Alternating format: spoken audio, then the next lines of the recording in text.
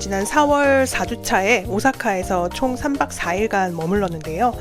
저희 채널 구독자분들은 잘 아시겠지만 저는 호텔을 가장 중요한 테마로 놓다 보니 매일 호텔을 옮겨 다니며 총 3곳이나 다녀왔습니다.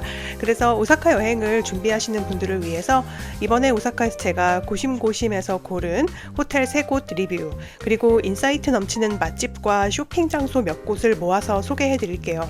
저와 여행 취향이 비슷한 분들이라면 요 일정대로 가볍게 다녀오셔도 좋을 것 같습니다.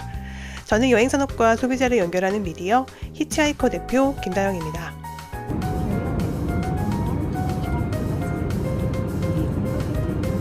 먼저 공항에서 호텔로 가는 방법을 좀 소개해 드리려고 하는데요. 간사이 공항에서 첫 번째 호텔이 있는 혼마치역까지 대중교통으로 가기가 복잡해서 픽업 서비스가 있는지 알아봤는데요. 중국이나 아시아 지역과는 달리 일본은 차량 픽업도 택시도 엄청 비쌉니다. 그런데 최근에 간사이 공항에 저렴한 픽업 카풀 서비스가 생겼더라고요. 그래서 여행 전날 트립닷컴으로 예약하고 이렇게 QR코드를 메일로 받아놨습니다.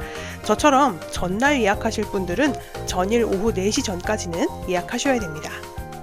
제가 오늘 좀 새로운 픽업 서비스를 예약을 했거든요. 지금 이제 막 입국 신고하고 나왔는데 공항에 카풀 서비스가 있다고 하더라고요. 한번 찾아보도록 하겠습니다.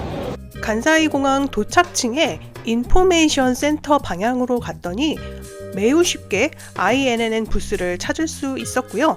창구에서 QR코드로 탑승자 확인을 한 후에 이렇게 가방에 태그를 달고 부스 앞에 있는 의자에서 잠시 기다리면 됩니다. QR코드로 먼저 예약을 하면은 러기지 짐 몇 개 실을 거냐고 물어보고 이렇게 태그를 달아주거든요. 그래서 딱 달고 여기 지금 보시면은 부스 바로 맞은편에 의자가 있어요. 여기서 한 30분 정도 대기했다가 타라고 합니다. 그런데 둘러보니 저 말고도 기다리는 분들이 꽤나 많더라고요. 알고 보니 이 서비스가 이미 중화권 자유여행자 분들에게는 유명하다고 해요. 20-30분 정도 기다렸더니 이렇게 직원분이 차량이 준비되었다면서 직접 안내를 해주셨습니다. 아마도 같은 방향 승객들끼리 모아서 한 차로 가는 것 같아요. 직원이 안내를 해주십니다. 차가 보이네요. 짐도 다 알아서 실어주셔서 편안하게 시내로 향했습니다. 대중교통보다 확실히 직통으로 가니까 진짜 편하긴 하더라고요. 저 말고 제 앞에 한 분 정도 우메다 쪽에 내려주신 후에 제가 두 번째로 하차했으니 운이 좀 좋았네요. 이렇게 편안하게 호텔 입구 앞까지 도착할 수 있었습니다. 이 서비스는 트립닷컴, 마이리얼트립에서 손쉽게 예약할 수 있고요. 가격은 현재 트립닷컴이 조금 더 저렴하더라고요. 저는 2만원에 예약했습니다. 그리고 저처럼 공항에서 픽업하는 거 말고요. 드롭 오프, 그러니까 호텔에서 공항으로 갈 때도 이용하실 수 있으니까요. 짐이 너무 무겁거나 대중교통으로 이동하기 어려운 위치의 호텔에서 한번 사용해 보세요. 다만 공항 리무진처럼 한 방에 가는 게 아니고 같이 탑승한 승객들 호텔에 들르는 카풀 서비스이기 때문에 총 이동 시간은 1시간 반에서 2시간 정도 넉넉하게 잡으시는 거 잊지 마시고요. 지금 여기 도착했고요. 제가 운이 좋네요. 두 번째네요. 픽업 차량을 통해 편리하게 도착한 첫 번째 호텔은 베이스먼트 호텔 오사카 혼마치입니다. 2025년 4월 18일에 오픈한 호텔이라 아마도 제가 국내에서는 가장 먼저 소개해 드리는 게 아닐까 싶어요. 이 호텔은 일본의 전통 있는 체인 호텔이죠. 리치몬드에서 이번에 새롭게 런칭한 젊은 감각의 브랜드입니다. 그래서 요즘 트렌디한 호텔 추세에 맞게 로비에도 셀프 체크인 기기가 있고요. 일회용 어메니티도 로비에서 직접 챙겨갈 수 있도록 되어 있어요. 여기서 지금 1박을 했고 지금 나가기 직전이거든요. 그래서 빠르게 리뷰를 하고 이제 나가려고 하는데요. 일단 장단점을 좀 빠르게 정리를 해보자면, 일단 장점은 혼마치역에서 굉장히 가깝고요. 한 3분 정도 되고, 그리고 지금 오픈한 지 4일밖에 안 된, 오늘로써 이제 5일이 됐는데 오픈한 지 얼마 안 된 호텔이다 보니까 모든 호텔의 이 집기들이 다 새 거예요. 그래서 새 호텔이라는 느낌 받을 수 있고, 특히나 제가 좀 그 침구, 이 매트리스에 조금 민감한 편인데 굉장히 탄탄한 강도가 높은 매트리스를 사용하고 있더라고요. 예, 그래서 굉장히 좀 침대가 편했다라는 부분이 있고요. 잠옷인데 물론 일본의 많은 호텔에서 이미 제공하고 있는 서비스이긴 하지만 이건 아마 호텔에서 이번에 이제 오픈하면서 새로 디자인을 한 것 같아요. 네, 그래서 굉장히 입었을 때 편했고 이거 입고 잘 잤습니다.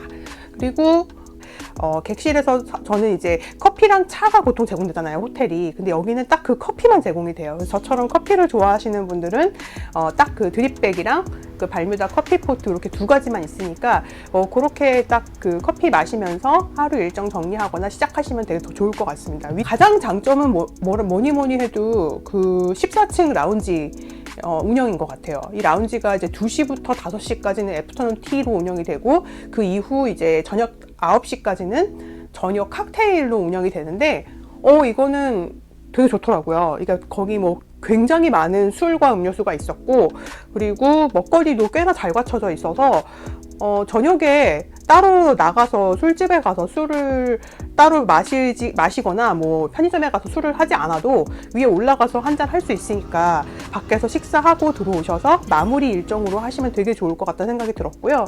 아침은 제가 여기서 먹진 않았지만 바로 근처에 한 2군데 정도 아침 식사를 제공하는 카페가 있어요. 7시에 여는 카페 로스터 집이 있어서 저 지금 거기서 아침을 먹고 왔는데 괜찮았고요.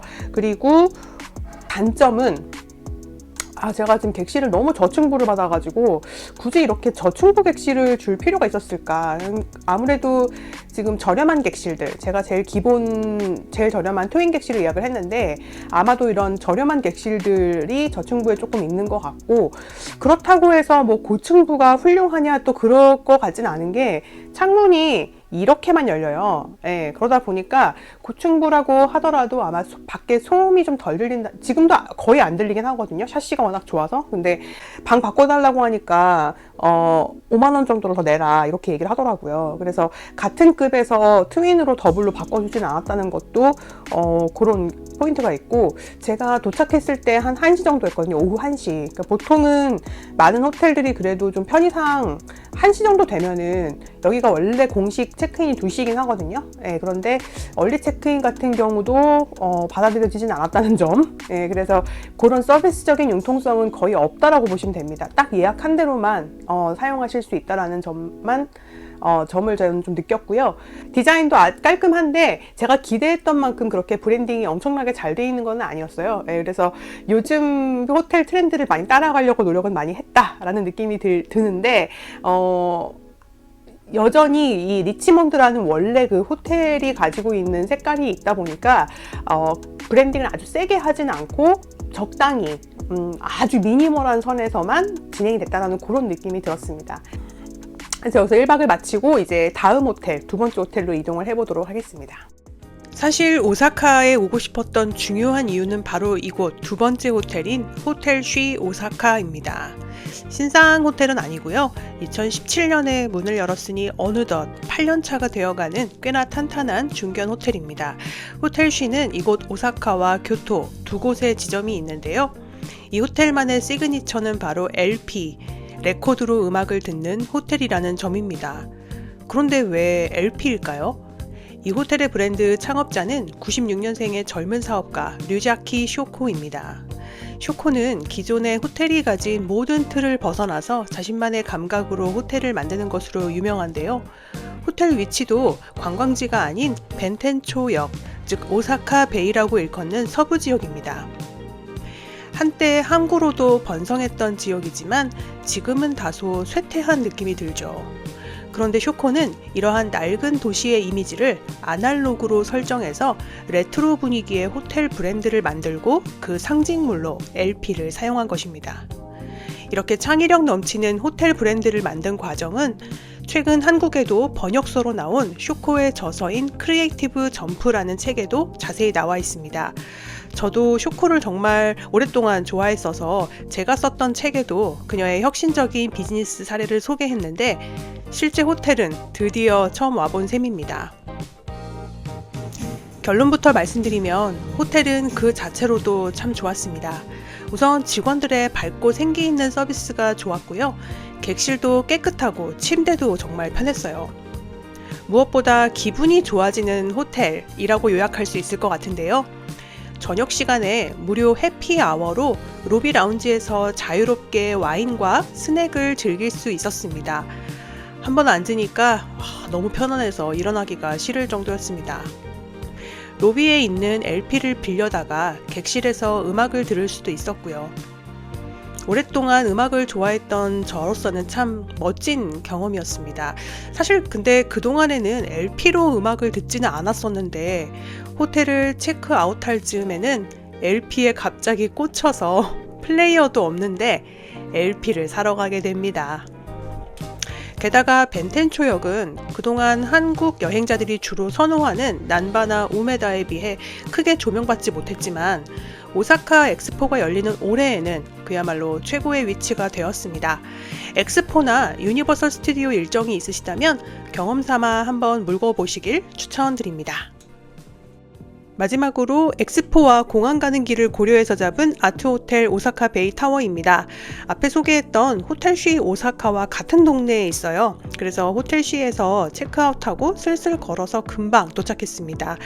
호텔쉬는 벤텐초 역에서 좀 떨어져 있고요. 아트호텔은 역과 붙어 있어서 굉장히 편리합니다. 무엇보다 이 벤텐초 역은 엑스포 지하철역인 유메시마 역과 내정거장 거리로 매우 가까운 데다가 공항으로 한 방에 가는 열차도 있으니 위치가 정말 환상적입니다. 그리고 간사이 최대 규모 온천이라고 하는 소라니와 온천 때문에 일부러 여기 벤텐초 오시는 분들도 많죠. 그런데 이 호텔에 묵으시면 그냥 한 건물입니다. 그리고 투숙객은 이 온천의 목욕시설을 아침에 단돈 500엔에 사용할 수 있으니 3만원대 입장료를 아낄 수 있는 셈입니다. 아침에 제가 가보니까요, 온천만 즐겨도 너무너무 좋더라고요.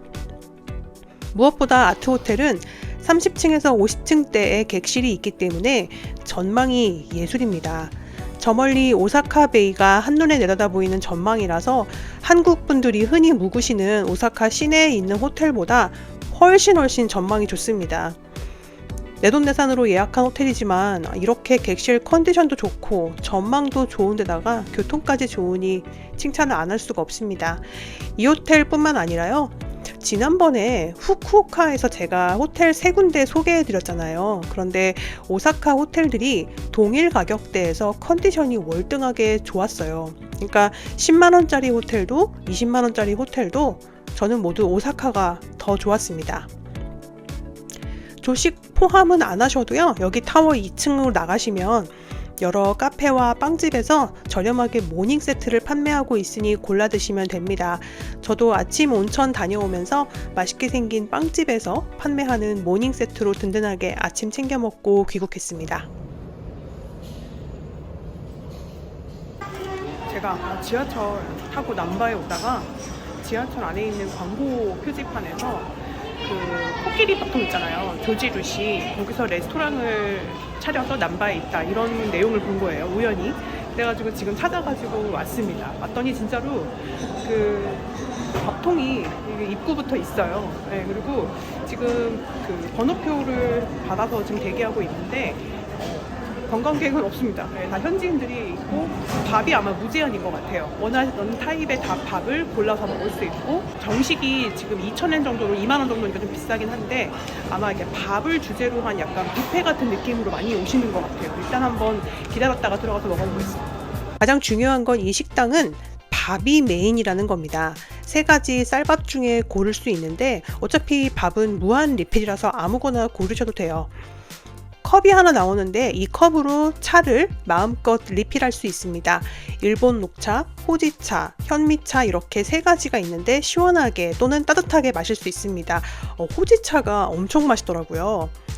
드디어 음식이 나왔는데요. 설명을 일본어로만 해주셔서 제대로 알아듣지를 못했는데 먼저 요리와 반찬을 먹고요.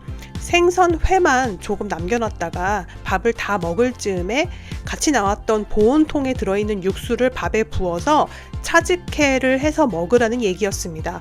제가 그걸 몰라가지고 회를 홀랑 다 먹어버리긴 했지만 밥을 이렇게 계속 가서 리필할 수 있거든요. 그러다 보니까 계속 먹게 되더라고요. 결국 3번째 리필 밥에 국물을 부어서 마시면서 잘 마무리했습니다. 밥과 차를 리필하면서 1시간 동안 즐기는 일본식 백반. 왜 조지루시는 이런 식당을 운영하는 것일까요? 한국과 일본 모두 밥통이라는 게 이제는 필수 가전에서 선택적인 가전으로 변해가는 것 같아요. 그러다 보니까 사업을 다각화하는 의미도 있고, 또 진짜 맛있는 쌀과 좋은 밥통이 만났을 때 어떤 밥맛이 나오는지 직접 체험해 보면서 밥통을 마케팅하는 효과도 있으니 역시 일석이조입니다. 한 끼 정말 잘 먹었습니다. 저는 쇼핑을 정말 좋아하는데요. 특히나 로컬 특산품이나 식재료 사는 걸 정말 좋아합니다. 그런데 2024년 7월 우메다에 새로운 쇼핑몰 키테가 오픈하면서 2층 전체를 일본 전역의 지자체 물산관으로 만들었다는 걸 알게 됐어요. 그런데 쇼핑도 식후경이라고 점심때 갔기 때문에 먼저 키테 건물에 있는 4층 식당가부터 갔습니다. 토리야 와다치라는 식당이 있는데 여기는 닭고기를 숯불에 직화구이 해주는 집이에요. 점심에는 런치 세트로 먹을 수 있습니다. 눈앞에서 불이 화라락 하는 이런 장면도 볼 수 있고요. 토종닭이라고 하는데 쫄깃쫄깃하니 맛있더라고요. 점심을 먹고 본격적으로 2층 물산관을 돌아보는데 와, 여기 재밌습니다. 각 도호부, 현별로 매장이 구성되어 있기 때문에 예를 들면 홋카이도 관에서는 홋카이도 특산물을 팔고 오키나와 관에서는 이렇게 오키나와 특산물을 살 수 있는 거죠. 게다가 각 지역별 여행 관련 자료를 얻을 수도 있기 때문에 확실히 국내 관광과 쇼핑을 연계한 그런 쇼핑몰 구성이라는 걸 알 수 있었어요. 한국에서도 이런 컨셉의 쇼핑몰은 충분히 가능할 것 같은데 말이죠. 다른 데서는 사기 어려운 제품이 많아서 정신없이 구경하다가 홋카이도관에서 소금 다시마, 시오콘부와 팥 앙금 이런 몇 가지 아이템을 구매했습니다. 제가 어렸을 때부터 일본 갈 때마다 습관적으로 들르는 곳이 부고프인데요. 옛날에는 부고프가 책과 음반을 취급하는 중고 상점이었지만 지금은 부고프도 그 비즈니스 범위가 넓어졌습니다. 도톤보리 근처에 있는 부고프 플러스 매장에 가시면 엄청난 규모의 빈티지 의류를 아주 저렴한 가격에 쇼핑하실 수 있어요. 저도 한참 구경하다가 몇 개 건졌습니다. 그리고 추억의 음반 쇼핑몰이죠. HMV에 우연히 들어갔다가 예상치 못한 중고 LP 구경에 푹 빠져버렸습니다. 앞서 소개한 호텔 쉬 오사카에 묵으면서 갑자기 LP가 갖고 싶다는 생각이 들었는데 마침 HMV의 중고 LP가 너무 저렴하더라고요. 귀국해서 시세를 알아보니 한국에서는 이런 빈티지 LP 거래가가 굉장히 높아졌다고 합니다. 그리고 실제로 지난 3월에 재팬타임즈에 기사가 된 내용인데 전 세계 LP 셀러들이 일본에 오직 LP를 사러 온다고 할 정도라고 합니다. 그만큼 여기 유통 물량이 많다는 거겠죠. 아까 소개한 부고프 플러스에도 LP가 꽤나 많다고 하는데 저 때만 해도 제가 LP 꽂히기 전이라서 찾아보지 못하고 왔습니다. 제가 다음 일본 여행 때 얼마나 LP 쇼핑을 하고 올지 기대해 주세요. 부산에서 출발하는 크루즈를 타려다 취소가 돼서 졸지에 호텔과 엑스포 관람으로 급조된 오사카 3박 4일이었지만 갑자기 다녀온 여행치고는 그래도 꽤나 알차게 즐기다 왔습니다. 개인적으로는 오사카가 무려 15년 만이라서 거의 초행길이나 다름없었는데도 지하철은 IC 카드가 되니까 신용카드로 찍으면 되고 택시는 지난번처럼 우버에 신규 가입해서 무료로 이용하다 보니 한국과 별 차이가 없이 너무나도 편리하게 여행을 할 수 있었습니다. 다음에는 교토나 고베 같은 다른 간사이 관광지도 또 저만의 방법으로 여행을 소개해 드릴 수 있었으면 좋겠네요. 그럼 지금까지 히치하이커 TV였습니다.